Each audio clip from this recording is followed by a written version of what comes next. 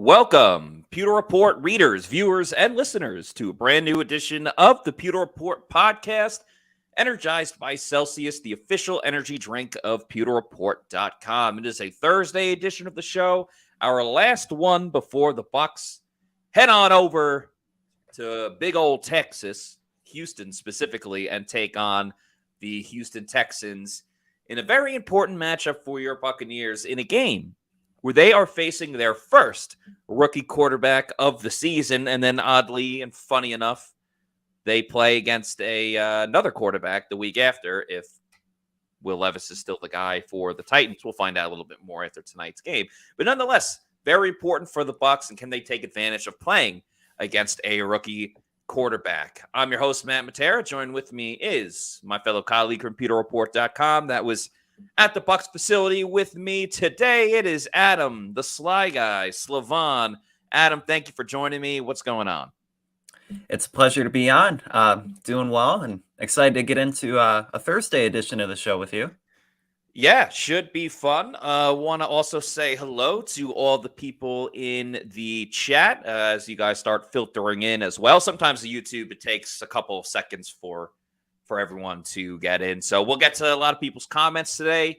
And of course, if you super chat us, we'll get to your question, comment, concern immediately because super chats get to cut the line. But it was a very, very busy day today at the Bucs facility. We spoke to offensive coordinator Dave Canales, chatted with Tristan Wirfs as well, and Levante and Jamel Dean for a little bit, and really got some good stuff from Casey Rogers. I know the defense has been the strong suit.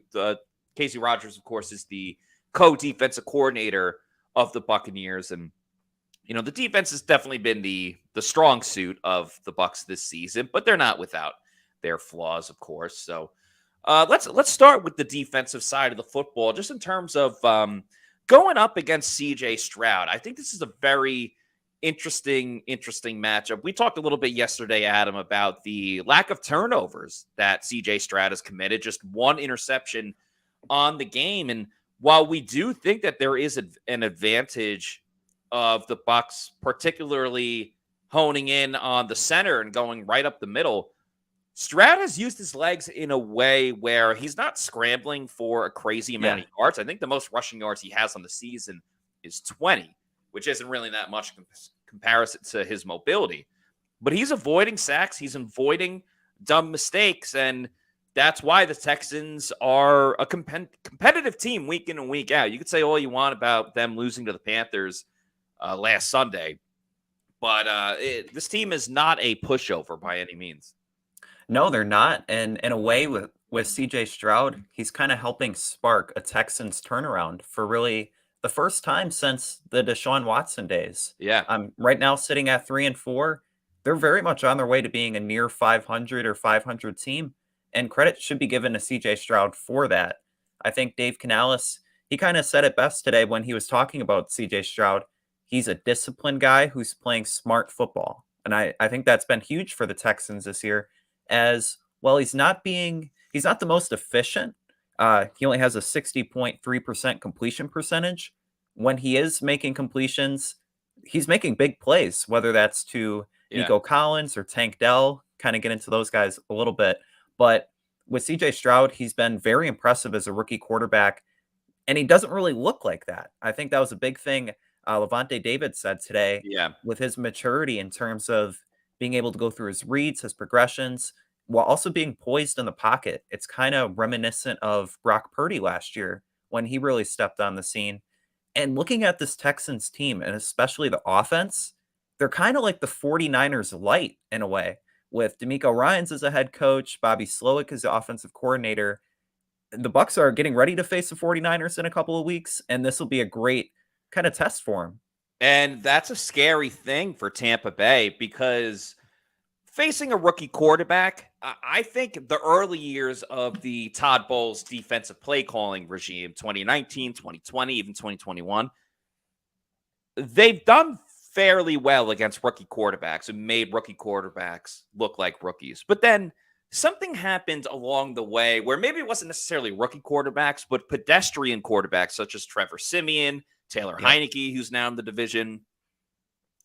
they've made pedestrian quarterbacks look good, like Pro Bowl quarterbacks. And then, so the reason why I say that is because of the whole Brock Purdy and the 49ers thing, because last year they got absolutely smoked by the 49ers and Brock Purdy. And that was before Brock Purdy became the guy that everyone... That was his first start. Yeah, exactly. So this is scary that you have a Houston Texans team that has the 49er background and familiarity on both sides of the football that flat out kicked the Bucs' asses last season. And sure, different team, different talent. And then the thing with Stroud is, you said it before, poised in the pocket. Another word I would use that start with a P is he looks very polished. He looks polished. Yeah. Quarterback who is so young in his career. And again, it could be Stroud versus oh my God, why am I blanking on him? The Panthers quarterback. Bryce Young. Bryce Young. It could be Stroud versus Bryce Young. It could be Stroud versus Levis, who's only had one start, and Levis looked really good.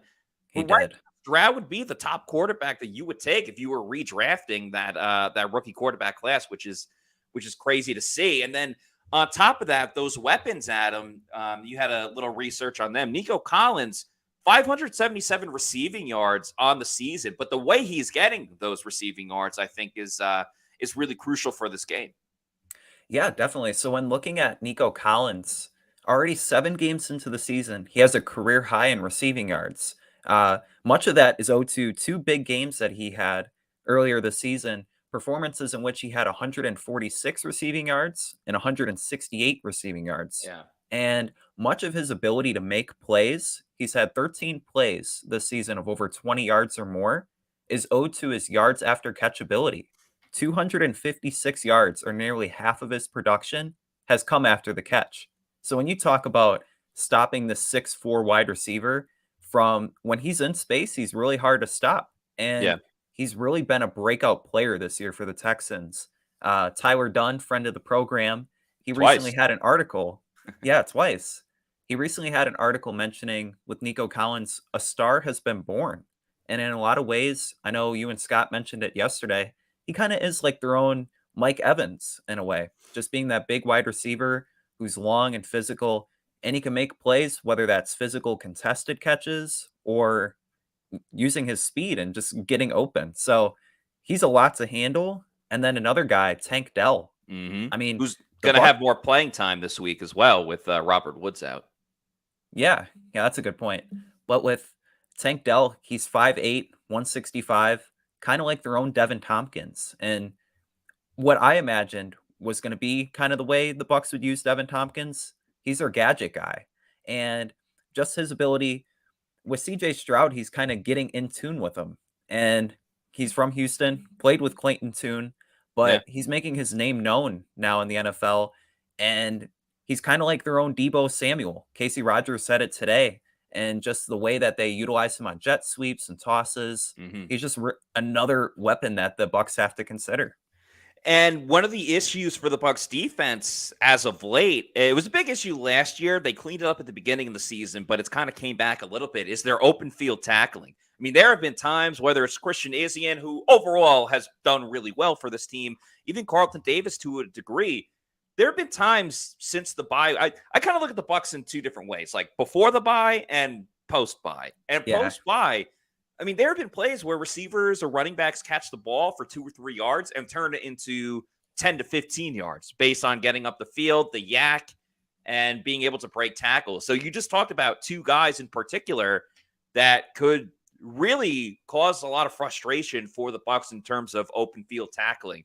We're going to get to Bucs Basement Super Chat in just a moment, but you did mention Casey Rogers talking about this 49ers, this Texans offense that looks like the 49ers. Yeah. Let's hear what the co-DC had to say about it. What can you say about some of the weapons he has to throw to, such as Nico Collins, who's really having a breakout year, and Tank Dell, who's kind of like Devin Tompkins, like their own version? No question. Well, we look at them and we have to look at the similarities. We look at us playing San Francisco last year because a lot of the scheme is the same carryover. And we were looking at them using Dale like their Debo, sort of speak, the way they use him on the jet sweep. He comes in, he could be at the backfield, he could take a toss, and then Collins, he's just really come on. He's like their Ayuk, the way they utilize him in the thing, but he is really making big plays and stretching people down the field, and he's long, so short corners guy. Fortunately, we have long corners, but he is really stepping up. But that's kind of go along to what we're saying, all the weapons and the way they're utilizing them. You can see their team, everybody has a role, and everybody's executing their role. Number 3 is their gadget guy. He's their reverse guy. He's jet sweep. He could be anywhere. He could be a bad matchup. So here lies our problem when he's in the backfield. Who's covering him? Is he on the linebacker or he's on the DB? You really want him on the DB, but now you're getting your run fit screwed up. They have a unique scheme, and the thing you like about them or appreciate what they do is the way they are utilizing their pieces. Got a great comment from our pal Kyle Dugan, who says, it's rare to have a stacked quarterback class. 84, 04, and 2020 are a few that come to mind. Usually there's only one guy, not ready to put him in the Hall of Fame yet, but CJ Stroud was that guy. Yeah, the 84 class, I believe, off the top of my head, was Jim Kelly, Dan Marino, who never won a Super Bowl, and neither did Jim Kelly, but at least he went 4 times, and John Elway. 04, I believe, was Eli Manning, Ben Roethlisberger, and Phillip Rivers. So I think that's a good point by Kyle, that a lot of the times, I mean, you can go back to a couple of years ago with the Baker, and well, Baker didn't totally pan out, but Josh Allen and Mahomes is in that too, right? Want to say, or he might have been 17 year prior. Either way, but yeah, either way, good point. By dudes, just looking ahead next year, you might be in the same conversation with the 2023 group of quarterbacks headlined by Caleb Williams. So, yeah, Dugan said he meant 83. Either way, yeah, we got the point. Bucks Basement, thank you for the $4.99 super chat. You the best. Bucks Basement says, Canales should focus on making third downs manageable instead of working on their own tush push with a dollar store version of Jason Kelsey in Hainsey. Yeah, that was kind of funny today. I mean, Canales got asked about the tush push, which we hadn't asked him yet because they're not playing the Eagles anymore. We asked Todd Bowles about it and Larry Foote, but anyway, he got asked about it. And he's like, yeah, we're working on it in practice, which I thought was quite interesting because my initial thought was, well, Baker's kind of banged up. Do you really want him doing the tush push? And then secondly, I was thinking, who's going to be the one pushing Baker? Because the Eagles, I think, use a couple of running backs. They're not going to use like an extra tight end because you're going to have Otten on one side and Keefe. So, like, how much more of a push are you going to get with like Rashad White and Keyshawn Vaughn pushing? Because the big thing why the tush push works for the Eagles is because Jalen Hurts can squat like 625 pounds or whatever it is. And it's no knock on Baker. It's just you see why other teams struggle around the league with it. But I don't know. We'll see. We'll see if the Bucs implement it this week. Unless they have a guy like Vita Vea coming out on the field to get a snap or two. But at that point, it's like the plan's kind of foiled and you're kind of playing your hand here. When if Vita Vea came out and tried to push Baker, they kind of know it'd be the tush push. But yeah, Zachary Jarvis says, let Vita Vea push. Yeah, I missed when Vita Vea would line up at goal line. We were actually talking about that earlier today. Obviously, he had the infamous touchdown in 2019 against the Falcons. I was at that game. And he lined up in goal line at other times, too, in the Super Bowl as well. So I doubt they'll get back to that, especially since Vita's been on the injury report and obviously missed last Thursday's game. But the good news is Vita Vea is back on the mend. It looks like he's going to play this week. He's practiced every single day.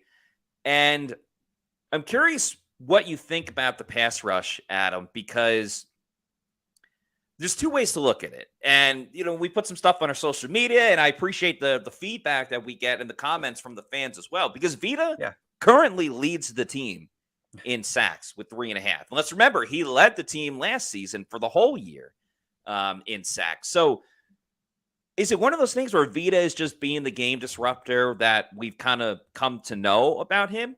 Or are we not seeing enough opportunities by the outside linebackers in terms of they're not getting the job done. How do you see, and what are your thoughts on the pass rush as a whole for the Bucs?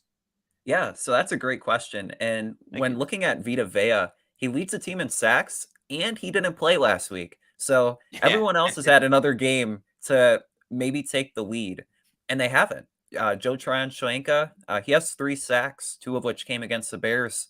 But otherwise, at times, again, he looks invisible out there. And then Shaq Barrett, he had the pick 6 against the Bears. He had the strip sack against Desmond Ritter. Otherwise, he's not really been much of a factor as well. So I think when you look at the Bucs pass rush, it's really Vita Vea being the disruptor up the middle, and then a whole bunch of other guys chipping in, rarely, like on occasion.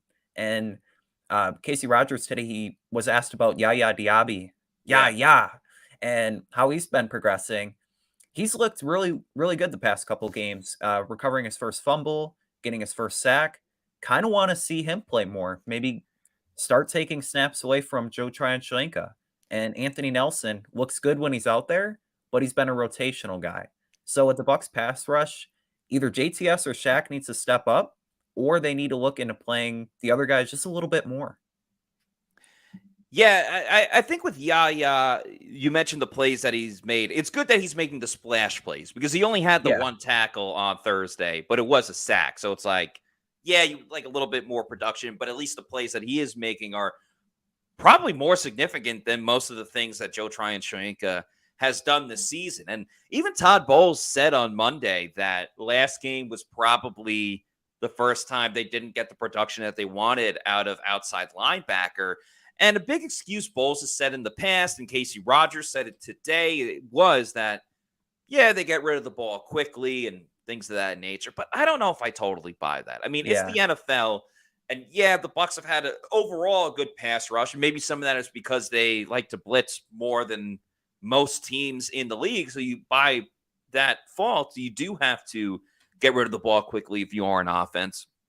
But this is still the same defense again back in 2019 when Shaq Barrett got over 20 sacks in a season and got double-digit sacks in 2021, and Shaq and JPP were crushing it in 2020. So I do think as a whole, the whole pass rush, especially outside linebacker, really needs to pick it up because Shaq is a longtime veteran.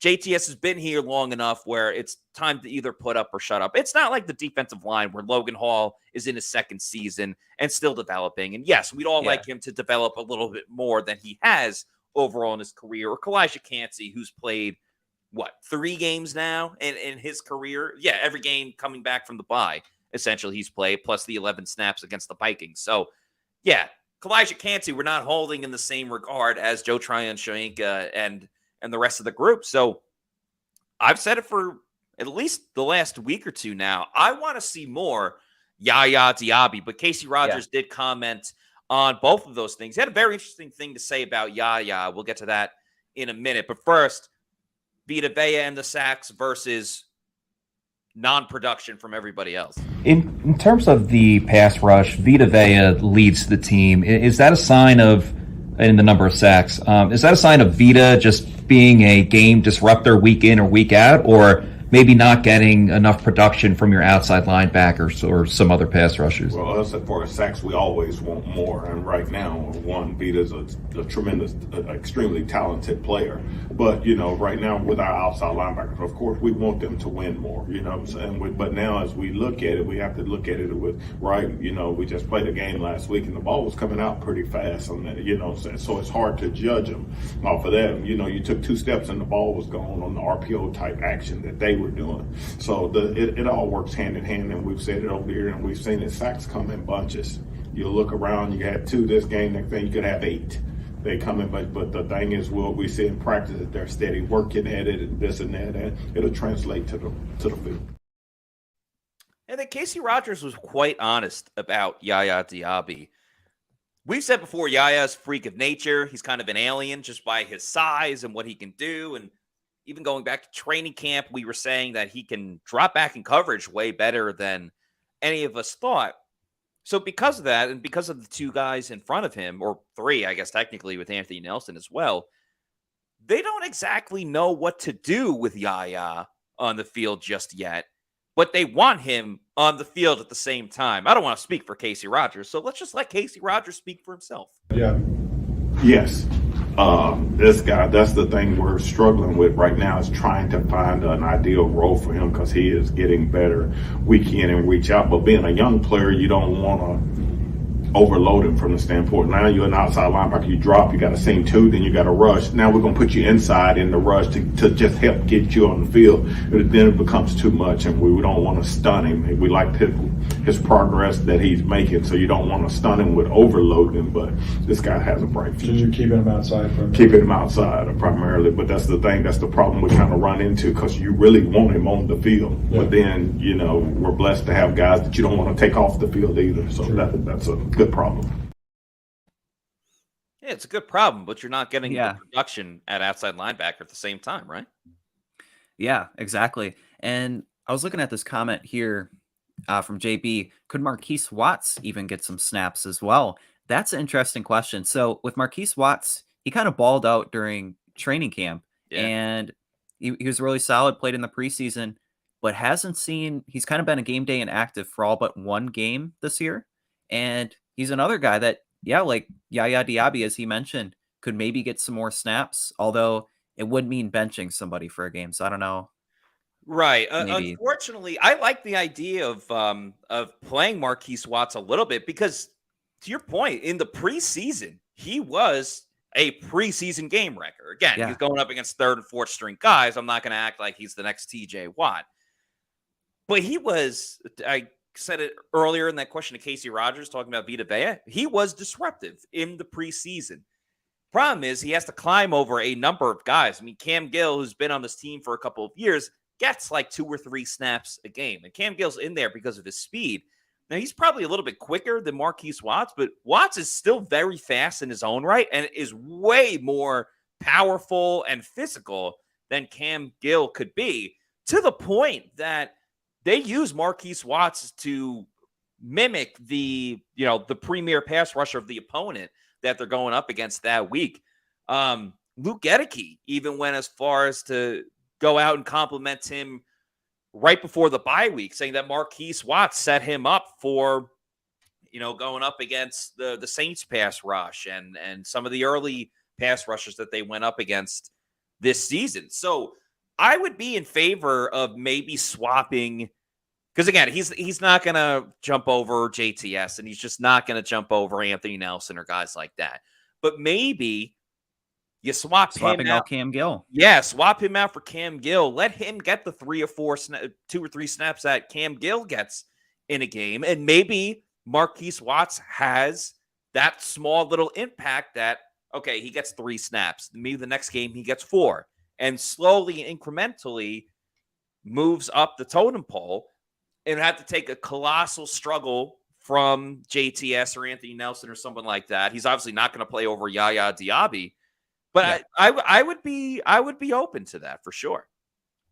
And a question I want to pose to you is, with the struggles in the pass rush, how much of that do you think attributes to the coverage abilities of some of the defensive backs? Because Casey Rogers, he mentioned Josh Allen getting out the ball really quickly. I think last week it was under 2.5 seconds. So the pass rush doesn't have a ton of time to develop, but at the same time, guys are wide open and playing off of their wide receivers. You saw that from Gabe Davis, Shakir, Stephon Diggs. So how much of that do you think there's like some give and take between the pass rush not getting to the quarterback and the corners not covering the wide receivers? Yeah, I would blame a little bit of the scheme more than anything else, because we have banged the table, banged our head against the wall, asking the Bucs to play more uptight coverage, which you have to do if you're blitzing, and they don't always send the house every single time. But when you send at least 2 extra rushers, if the quarterback sees that, he's going to get rid of the ball quickly, because when you bring those type of guys, there's going to be someone open. That's just the nature of the game, especially with the blitz. So to a degree, I blame just the overall setup and the scheme of whatever the design play call is. With that said, I mean, there are still multiple times where there was that big play to Shakir. I think it was a 3rd and long, and Josh Allen had 15 seconds to throw the ball. Yeah. That's on the pass rush. I think it's a combination of, in today's NFL, you can't ask your secondary to cover for a crazy amount of time. That's just the nature of the game. I think the pass rush could help out the overall coverage in the secondary absolutely tenfold. I don't think there's any question about that, because a little bit more of a pass rush and that ball's getting out quicker, and that can help with the interceptions where, yes, the Bucs are getting them, but not exactly the way they want to. I mean, Will Golston getting an interception is fantastic, but nobody in the secondary has an interception yet this season, which is unbelievable to really think of. And Casey Rogers spoke about that as well. Is more than your starting secondary. That's a problem. Yeah. So maybe it's an anomaly, but right, coverage and rush, we know all those things kind of work together. You guys have played a lot of zone. Coach Bowles talked about bad eyes. Like, can you just sort of, when you look at it, like, why aren't, because you've got some talented corners and safeties, why aren't they getting closer to the football? Well, some of the things we looked at is some of the matchups. We love our corners. We like to be able to put them in man all day. But from our standpoint of, when you look at it, you don't want to create a bad matchup somewhere else. So that gives us a little off kilter. And then a lot of picks come from zones, being good zone drops. And just when right now we're a little off, we'd have great zone drops, poor rush. Then we'd have poor rush, a good rush, vice versa, good coverage and poor rush. So it all works hand in hand. And, we like to be a defense that mixes because we want to pressure you, pressure with zone, pressure you with man. So right now, until we can get that cleaned up, we're a little off kilter. And I understand Casey Rogers' comments about that. And this is more about Bowles than Rogers, but it's the overall ideology of, well, if we do this, then we give up that. Or if we run this, then we can get beat like that. Well, you're still getting beat regardless of what you are running. So why not just play to your strengths? Because you're not playing to your strengths. You're trying to, and I understand it's a chess matchup, and if a team is in this formation, you do have to counteract it that type of way. But I feel like the Bucs just don't play to their strengths on defense, and instead, that's why things get so confusing, because Todd has a confusing defense. Now, when it works and everyone's on the same page, it's fantastic. But we've seen too many miscues, too many mistakes, and I don't see why. Everyone's talking about how bad zone has been this season. Again, you don't have to play it every single time, but why not just go man to man? I don't understand it. No, I don't, and I agree with you. And it begs the question. It seems like with the Bucs defense this year, it's just like an over-reliance on waiting for that big play and just bending and not breaking at will, like giving up 300, 400 yards a game when they could be so much better at either getting sacks or creating turnovers and just playing more aggressive. Gary has a comment here. You might have to put Zion at safety or something. That's not a bad idea, but I mean, Zion should see the field more. When you have Carlton Davis and Jamel Dean as man-to-man corners, put Zion out there as a third corner and maybe sprinkling him in, playing back. He's quick enough to play safety. Ryan Neal isn't doing anyone any favors. Yeah. Just letting him see a snap or two, maybe. Yeah, I mean, I agree that Zion has to play some snaps because the defense is better when he's in there, but they've trained him primarily at corner, so I don't know. It'd be a little risky to put him at safety after not playing there at all. Now, if you want to move Zion into the slot and move Christian Izzy in to safety, where they did cross-train him in the slot and at safety, I would be very, very open to that. Now, Clack 5 White says, I thought Izzy had 2 interceptions. He does, but we're talking about the big-name players, the guys that got those 2 big contracts in Jamel Dean and Carlton Davis, the guy that's about to get a huge, huge contract, which he absolutely deserves, Antoine Winfield Jr., because he may not have the interceptions, but he is certainly making his impact and having his imprint on every single game, to the point where Casey Rogers said that this is the best football that he's ever been playing. Week is making play after play. Is this some of the best football you've ever seen him play in his career? Hands down. But the thing is, since we got him as a rookie, it is the same thing. But the the unique thing about him, like we were just talking about, when you watch practice tape, you see exactly what you see on the game. We just finished practice, and the plays you see him, I just saw him make 2 in practice today. He is the same guy. That's when you say he's an excellent pro, because he practices hard, and what you get in practice, you're going to get in the game. And you're just a true pro and a great human being. Hands down playing his best. You want to see the best of the best. And I would also say hands down, the best of the best energy drinks, of course, is Celsius Energy Drinks, the official sponsor of the Pewter Report podcast. You see all the great flavors they have. Their newest one is the Cosmic Vibe. The Oasis Vibe is fairly new as well. You got assortment flavors. It could be the sparkling orange, the peach mango, the sparkling watermelon, the strawberry acai, strawberry lemonade as well. And of course, the Arctic Vibe is my personal favorite flavor of all Celsius energy drinks. So let's remember, there is no sugar in these Celsius energy drinks. There's no post-energy drink crash or jitters that you may get with another product out there. So if you need to pick one up, if you want to pick one up, you never had one before, that's all right. Everybody learns one way or another that this is the best drink when it comes to energy drinks. Go to the Celsius store locator, punch in your address, and it'll tell you the closest geographical location where you can pick one up. It could be at your local Walmart, 7-Eleven, health and fitness store, or your bodega. Bodega. That was good. That was one of your better ones. Not that you're bad at it, but that was one of your better ones. And then, of course, excuse me, after you keep going to your bodegas and you enjoy them so much, we're like, I want more. I want to get them in bulk. You can get them in bulk. Great news. You can get them in bulk. That's when you go to Amazon.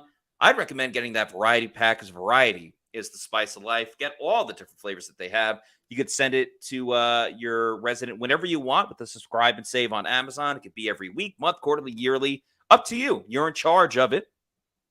You're the captain now. And have it sent there whenever you want. So just make sure you're drinking Celsius Energy Drinks, the official sponsor of the Pewter Report podcast and the Pewter Game Day Show, which will be returning this Sunday. Make Celsius your number one pick. Now, Matt, I kind of want to circle back to the topic at hand with the Bucs facing their first rookie quarterback, and kind of looking at Bull's track record and facing some rookie quarterbacks since joining the Bucs. So back in December, Bailey Adams, he wrote an article talking about how it's been a mixed bag between facing backup quarterbacks, mentioned earlier, guys like Taylor Heineke, and some rookie quarterbacks. Mm-hmm. So last year, the Bucs were 0-3 going up against rookie quarterbacks. So you had Kenny Pickett in week 6, Brock Purdy later in the season, and Desmond Ridder in the season finale. And you take out those games, Todd Bowles is 7-1 against rookie quarterbacks. Mm-hmm. But recently, the track record isn't there, and now he's 7-4.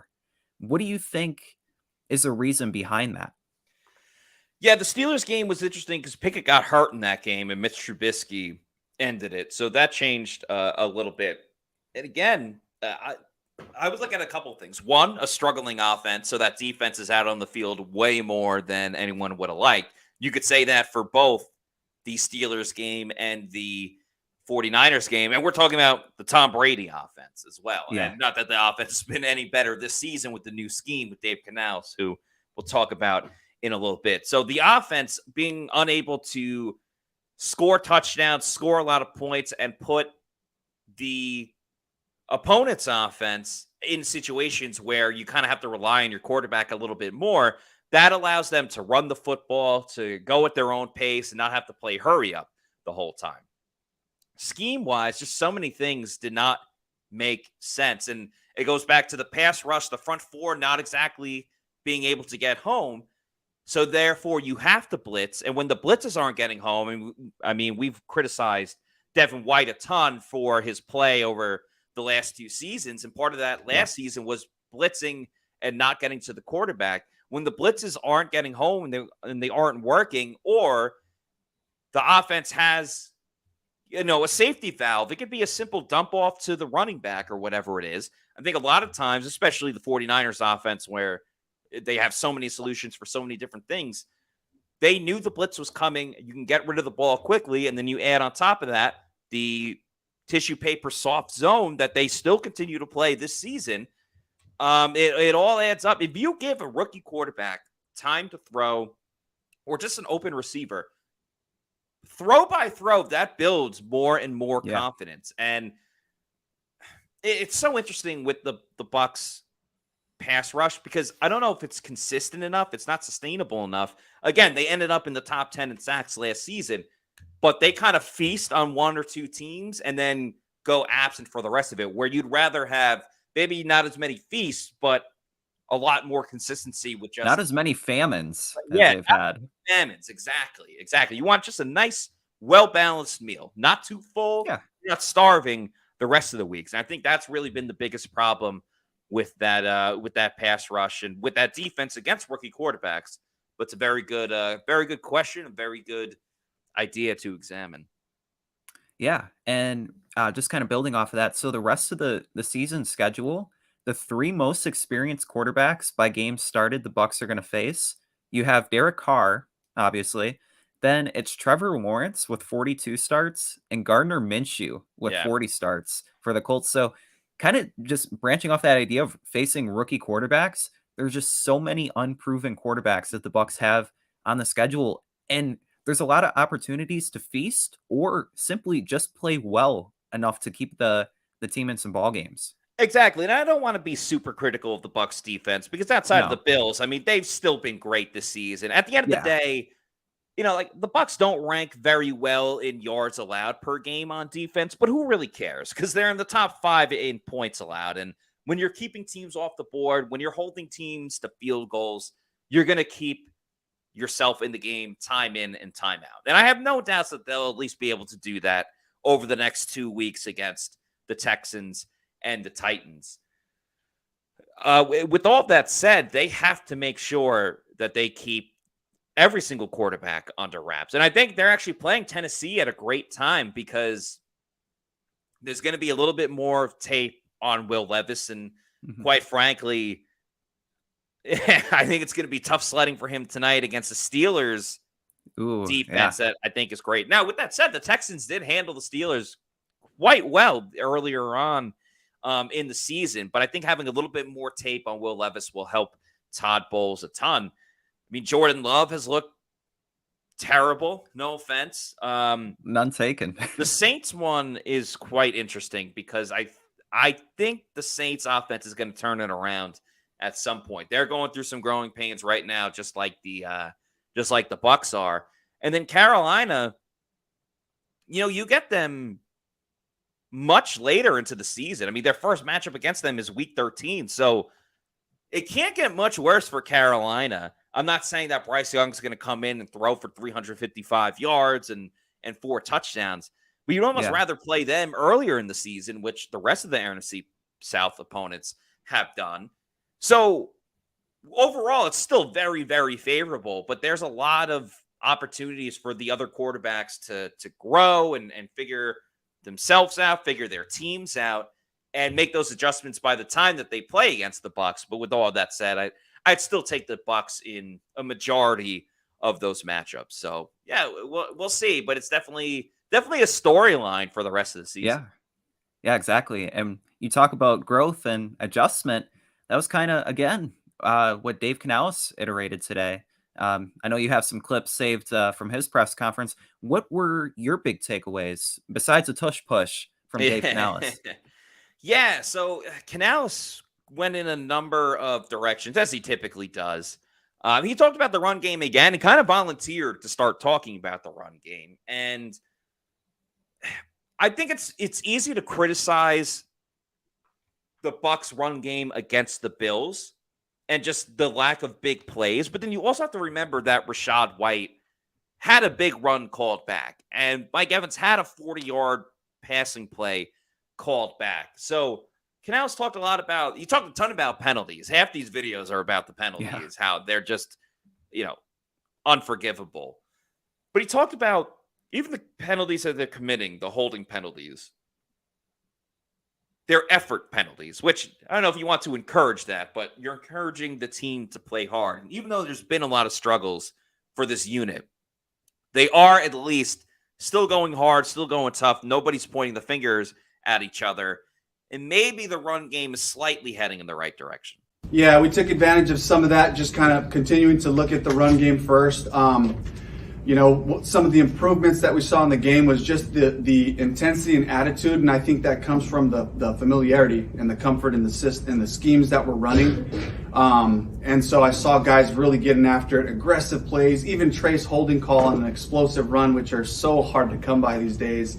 It was an effort penalty. He's driving the guy into the ground on an aggressive block twice this year. So we just got to get better, know when to let our hands go. He's dominating the play, but I saw some more physical play, so that was a positive. And again, the efficiency was not there. I think we were like in the 30s or 30 some odd % efficiency. So we still got to continue to improve in that regard. But yeah, using that time, looking at the run game, looking at the pass game, things that they're trying to do to Mike, things they're trying to do to Baker to make him uncomfortable, and really try to help them out. And at this point now, we're starting to hone in really on what we're good at in the pass game. And then he fully admitted, he's like, I couldn't even call half my plays because the penalty screwed us up so much. On Thursday night, I think we put ourselves in horrible situations with penalties that didn't allow us to get more runs called, to get more of our cool play actions and screens called, all the things that were left on my call sheet. That was a struggle, just being in 2nd and 18, being in 1st and 15, and you're trying to get half back.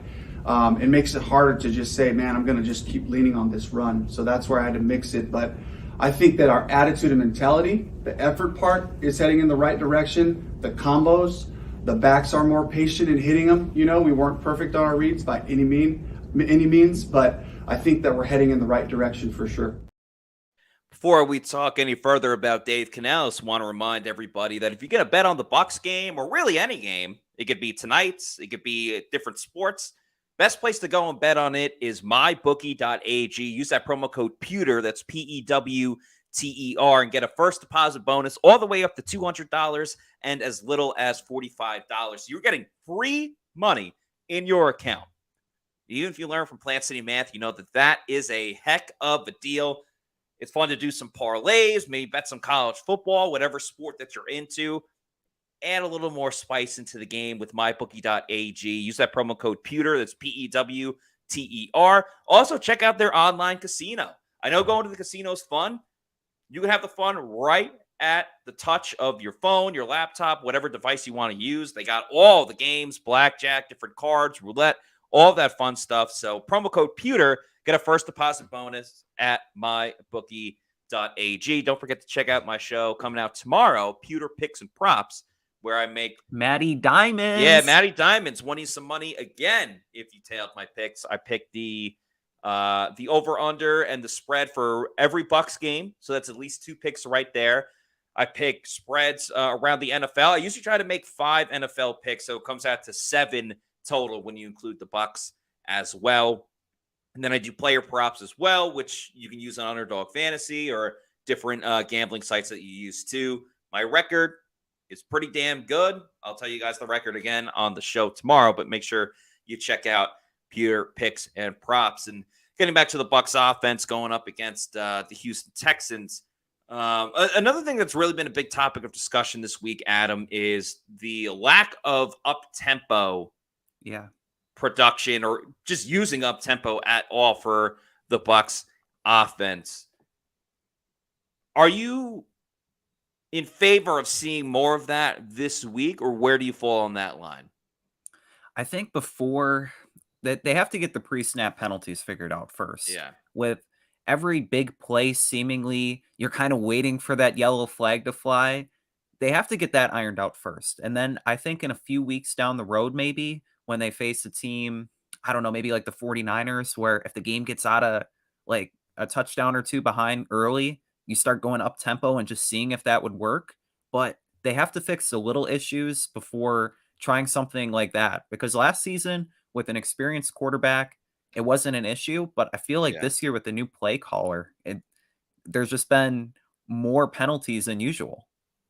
And Canales also took a lot of the blame. He personally gave himself the blame about the lack of going up tempo, partially because it was a short week, but the noise actually played a factor where he said, we turned the volume up a ton for games against the Vikings and the Saints. They didn't really do it with the Bills, and he think that really played a factor. So he made sure that they upped the music during practice this week. A lot of them on the offensive line. So what else is there to do unless you change personnel at this point? I mean, yeah, I mean, I got to go to me first and just ask myself, like, what am I doing?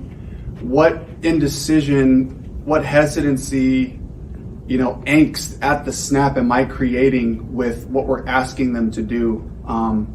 I know that we can't be as simple as not have alerts on plays.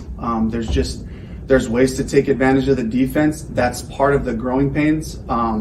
This was a problem for us in Seattle, I'll be honest. Just over time, we got better at it. The quarterback in the center owning the snap, and then just the discipline of the play by the tackles. We got to have discipline out there. And so, we really attacked it head on this week. Put the noise as loud as we could. Put it on plays that get alerted. There's different things that happen so that they had to sit there, can't hear. Let's verbally, non-verbally communicate. So we try to put them in pretty difficult situations. We were great in Minnesota. We were great in New Orleans, two of the loudest places you can play in. This one got us. So I don't know if it was the short week, not having the noise a part of our walkthroughs early on. But again, that's on me. I got to ask for those things. So I know I can take my part of it, but the players also have to take that part of let's move forward. Let's make new mistakes. Is it the alert that they're listening for and hearing a sound and thinking that that's a snap? Exactly explain kind of how that. I really don't know. All I know is that anytime you change from one play to another, their brains have to click to something new. And then that does just create a little bit of indecision and all that. And so it's something that you have to get comfortable being in those uncomfortable spots, and then work together that way. So, yeah, we'll see how the offensive line shapes out this week. It does look like that Aaron Stinney is going to play again. I mean, Matt Filer hasn't practiced at all this week. He has a brace on his knee and a sleeve on his leg as well. So, yeah, it'll be important. Like, the Texans have kind of been a one-man show with their pass rush. Obviously, they got Will Anderson from Alabama, but it's been Jonathan Greenard that's really been kind of leading the way with getting to the quarterback. He leads the team, I want to say, with 6 sacks. So it'll be important for Tampa Bay to make sure that they stop him on Sunday. I did want to talk about the screen game as well, too, because last year hated the screen game. This year, they're actually getting diverse with it and actually throwing screens to the running backs. And Rachaad White has clearly separated himself as the third weapon, the third option for the Bucs on offense. Before we get to that video from Dave Canales, we got a super chat from Meets McGee, and you know the rule: if you super chat us, you cut the line, and we get immediately to your question, or as immediately as we can. Thanks to Meets McGee for the super chat, who says the Bucs has had its share of stubborn coaches. It looks like Bowles is the latest. I'm not talking about replacing him, but does he listen to his staff and players about the issues on this team? Yeah, that's a really good question. That is a good question. He doesn't look it when he's up at the podium, but I think he is a player's coach. You see some of the videos after games when he addresses the team. I mean, granted, they're after wins and everyone's in a good mood. But we've heard from other players, including Will Golston and Levante David and Devin White, about how much Todd Bowles has meant to them. Will Golston famously said a year or two ago that he's the type of coach that you want to run through a brick wall for. Devin White has called him, a second father figure in his life. So Todd Bowles has good communications and good relations with the players on his team. Now, in terms of implementing new stuff and making adjustments, that's an area of concern a little bit. I mean, we can go back to last season where they took way too long to switch out Luke Gedeke for Nick Leverett, and they kind of only did it because Gedeke got injured. You can kind of say the same thing right now with Ryan Neal at safety, maybe putting D. Delaney in there. You could say it about certain tendencies on offense or the fact that they didn't call to go up-tempo in that game against the Buffalo Bills. So there is a little bit of stubbornness. I think at times you do have to have patience of you can't just the first time something doesn't work, say, all right, screw it. Let's scrap it. We're done. Yeah. But I think the Bucs are a little bit too much on the other side of the pendulum when it comes to identifying what works, what doesn't work, and then moving on in certain situations, which makes it better for them.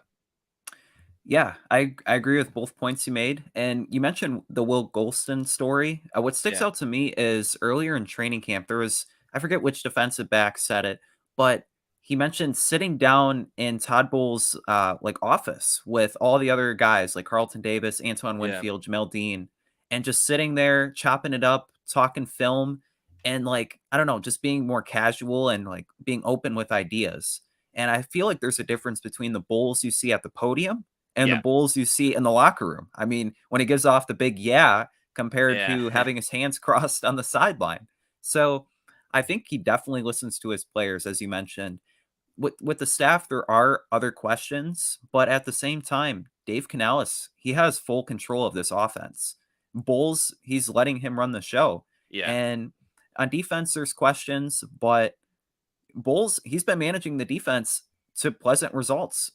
They've been really stingy in allowing points on the board. Yep. So Bulls, as a head coach, you have to be stubborn, but at the same time, I feel like he's giving enough control to the players and the coaches when needed. Yeah, and he even famously said a couple of weeks ago, he's like, listen, I'm not going to stand over the shoulder of Dave Canales. I'm not going to hold his hand. Like, be big brother. Yeah, that's what it was. And be big brother. He's going to call the offense. Todd's going to call the defense and make the decisions in terms of game management in certain situations. And he said, if there's something that I need to talk to Dave Canales about, I will. And we'll talk about that, like whether to go for it on fourth down and things of that nature. But those are in-game decisions. Now, can Todd get better at those in-game decisions? Yeah, absolutely. But he definitely listens to the players. Some of his moves you wish went a little bit better. Let's play this last video, though, of Dave Canales talking about the screens and getting Rachaad White out in space, and then talks a little bit about Aaron Stinney going in at left guard in replacement of Matt Filer and the job that he did. Absolutely, right? Screens are a huge part of it, whether it's wide screens, drop back screens, play action screens, some of those things. I mean, we talked about this before. Rachaad is really good in space, knows how to set up and make that first tackler miss. And so it really needs to continue to be a part of what we're doing to supplement it as we get the run game going. Just curious what your thoughts were of how Aaron Stinney played filling in, especially on some of those screen plays, being able to move down the field. Oh, he played great. Yeah, he had some good couple of runs where he really moved some people, had some power.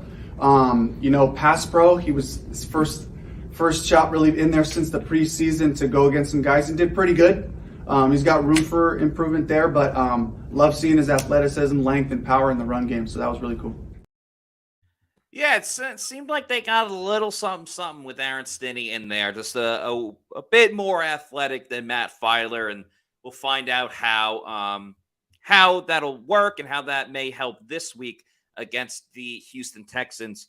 We'll talk about the injury report. It just dropped a couple of minutes ago in just a moment. First, let's talk about our friends over at Muni Financial. At Muni Financial, we help you live in the now. Dude, congratulations. We're so happy for you. Thank you. And even though the now may feel very different, you still need to plan for the future. How's retirement treating you? Oh, just fantastic. I know I say it all the time, but you really got to come up to Colorado. Let's do it. All right. Yeah. We can help you develop that plan to keep you on track, so you can still prepare for tomorrow, today. Muni Financial. Plan ahead, stay ahead. That's right. Muni Financial has proudly been serving clients across the country since 1980. They can help you with a number of different financial situations, whether it's legacy and retirement planning, annuities, or sales and trading, or if you want to set up a college account for your child, if they plan on going to college. They have offices all across the United States, so not just in Tampa. You can be in Kansas. You can be in Oklahoma. Shout out Baker Mayfield. Really, anywhere. You can be in Vermont for all you know. So give Muni Financial a call. Get a free consultation. It's absolutely free, so it doesn't hurt to give them a call over at Muni Financial. All right, the injury report that just dropped. Relatively similar. Everyone was the same as yesterday, with the exception of Tristan Wirfs, who went from limited in practice yesterday to a full participant today. So everyone else on the list, Matt Filer, knee, didn't practice. Logan Hall, groin, didn't practice. Keith was limited with that ankle. Baker, knee, full. Kayvon Merriweather, ankle, limited. And Vita Vea fully participated again as he deals with a groin injury. The Texans, I'll go pretty fast with this one because it's a long, long list. Blake Cashman, full. George Font, full. Kadar Holman, full. Titus Howard, full. That's important. Josh Jones, full. Brevin Jordan did not participate. Denzel Perryman, full. Damian Pierce did not participate. That's another one to pay attention to as he deals with an ankle injury. Sheldon Rankins, limited. Tavier Thomas, full. Laramie Tunsil, limited with the knee injury. And Robert Woods, foot, did not participate. Does not look like foot will play in this game based on other reports. So some key pieces on the offense, though, for them. Yeah, exactly. And obviously that plays in favor to the Buccaneers. And even, Damian Pierce, even though the run game hasn't been great for the Texans, I thoroughly enjoy just watching him play. He was a great interview at the Senior Bowl a season ago. He's just one of those guys that you want to see play well, just from previous viewings of him. So would be really cool to see him participate where the Bucs can stop him, and then he could play well the rest of the season. It would also be really cool if you guys joined us for the Pewter Game Day show coming up this Sunday. It returns. We do it for every single game where we do a pregame show right on our YouTube channel an hour before the game. So with this being a 1 o'clock kickoff, it will be starting at noon. It'll be myself and Scott Reynolds on the Pewter pregame show, or me and someone from Pewter Report. And then I'll be on live for the Pewter Game Day show once kickoff gets going. So you don't have to change that dial at all. You can tune in still on our YouTube channel. I give my reactions and analysis and my opinions on everything going on in the Bucs games. And even when the Bucs don't play well, it's still super fun just interacting with all the great Pewter people with different comments and questions. And, we can point out some good things. We'll point out some bad things. But, it's a really fun time. And, we want you guys to watch the Bucs game and then get my reaction to it after, whether it's a big play or a bad play or whatever it is. So that will start at noon for the pregame show. And then at 1 o'clock at kickoff, it'll be the Pewter Game Day show with my reactions, analysis, and everything else in between. And then, of course, we have the Pewter post-game show after the Bucs-Texans game where we talk about everything that went on in the game. So should be a lot of fun. As Barry Moore says, visiting from Australia, just had my first Celsius tropical vibe. That is so awesome, Barry. And that thumbs up. Yeah, love absolutely hearing that, which is great. And Richard Taroka says, bought my first Cosmic Vibe. Hard to find out here in LA. Richard, hope you enjoyed that Celsius Cosmic Vibe. Of course, the Pewter Game Day show is brought to you by Celsius. So that's going to do it for us on today's show. Just one more quick reminder. If you're not already doing so, please follow us on all of our social media on X, Facebook, Threads, and Instagram. We are at Pewter Report. Then, of course, our YouTube channel is Pewter Report TV, where we have the Pewter Report podcast 4 times a week, the Pewter Game Day show. We have a lot of clips up from practice and press conferences and Pewter Picks and Props and the Pewter Pulse and everything else in between with our content. So please like and subscribe, hit that like button, and comment on this video as well. It really helps grow our audience of our YouTube channel at Pewter Report TV. But that is our last episode of the work week. Of course, we'll have the Pewter Game Day show and the Pewter postgame go coming up on Sunday for Bucs versus Texans in a game that the Bucs really do need. Yeah. Coming up this weekend. So that'll do it for us today, this afternoon. For Adam Slavon, I'm Matt Matera saying thank you so much, everybody, for watching. We love you, Pewter people, and we'll see you on Sunday for another edition of the Pewter Report podcast. Have a great weekend. Peace out.